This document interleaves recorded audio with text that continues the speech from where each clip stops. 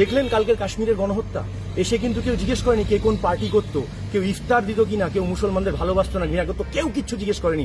শুধুমাত্র একটাই কথা জিজ্ঞেস করেছে, তোমার ধর্ম কি? আর ধর্ম দেখে বেছে বেছে তাদেরকে মারা হয়েছে। যারা উত্তর দিতে পেরেছে তাদেরকেও মেরেছে, যারা উত্তর দিতে পারেনি তাদেরকে কলমা পড়তে বলা হয়েছে, কলমা পড়তে না পারলে শটান গুলি করে দেওয়া হয়েছে। শুধু তাই নয়, যারা এরপরে উত্তর দিতে পারেনি তাদের প্যান্ট খুলে চেক করা হয়েছে সে হিন্দু না মুসলমান। এটা কোনো বিচ্ছিন্ন ঘটনা নয়, এটাই ইসলামের চরিত্র।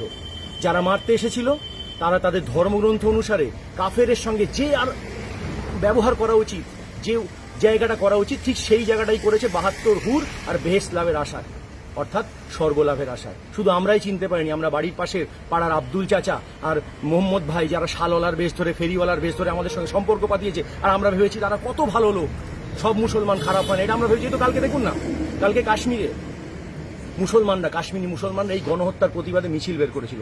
এসব দেখে একদম ভুল করবেন না, আবার ভুল করবেন না। এটাকে বলে আলতাকিয়া, এটা ওদের ধর্মগ্রন্থে আছে। একদল মারবে আর একদল সেটাকে ধামাচাপা দেওয়ার জন্য, তার বিরুদ্ধে ইসলামের স্বরূপ ভালোবাসার জায়গা প্রচার করার জন্য রাস্তায় নামবে। এটা ওদের অনেক পুরনো, এটাকে বলে আলতাকিয়া। ওদেরকে সঠিক চিনেছে কারা জানেন? ইসরায়েল। তাই তো 8 থেকে 80 কাউকে রেয়াত করছে না, দেখে খারাপ লাগছে। কিন্তু মনে রাখবেন, 20 বৃক্ষে 20 ফল জন্মায়, আর সেই 20 ফলের থেকে যে বীজ, সেই বিষাক্ত বীজ থেকে পুনরায় 20 বৃক্ষই তৈরি হয়। তাই ওরা ঠিক কাজ করছে।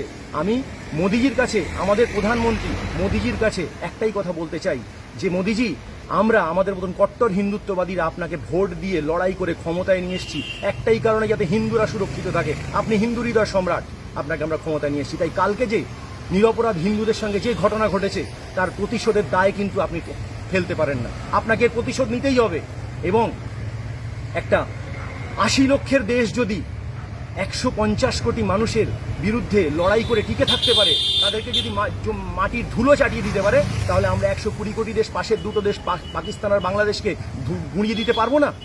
আমি বাংলাদেশের কথা একটাই কারণে বললাম, কারণ এই মুহূর্তে সারা পৃথিবীর মধ্যে সবচেয়ে বেশি জঙ্গি জেহাদি গোষ্ঠী যেখানে সক্রিয়, সেই দেশটার নাম হলো বাংলাদেশ। তাই আমি আপনার কাছে অনুরোধ করছি, গুঁড়িয়ে দিন এদের। শুধু তাই নয়, আরেকটা অনুরোধ করছি, যখন এদের মারবেন তখন এদের এই যন্ত্রণাক্লিষ্ট, জঙ্গিদের এই যন্ত্রণাক্লিষ্ট মুখগুলোর ছবি কোনো আবছা করে দেবেন না সোশ্যাল মিডিয়ায়, পরিষ্কারভাবে দিন। কারণ ওদের ওই যন্ত্রণাক্লিষ্ট মুখগুলো দেখলে আমাদের গায়ের যে রক্ত আছে না, যে ফুটন্ত রক্ত, সেটা একটু হলেও ঠান্ডা হবে।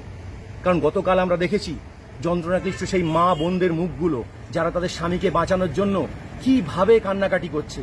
তাই এর বিরুদ্ধে লড়তে হবে। আপনি গুঁড়িয়ে দিন, আমরা আপনার সঙ্গে আছি। আর এটাও বলছি, যদি কোনো সেকুলারবাদী সংগঠন মানবাধিকার লঙ্ঘন হচ্ছে বলে রাস্তায় নেমে প্রতিবাদ করতে যায়, একজন সনাতনী হিন্দু ভারতীয় হিসাবে কথা দিচ্ছি আমরা আপনাকে, যে আমরা এই মাটিতে, এই ভারতবর্ষের মাটিতে তাদেরকে দেখে নেব, তাদেরকে বুঝে নেব।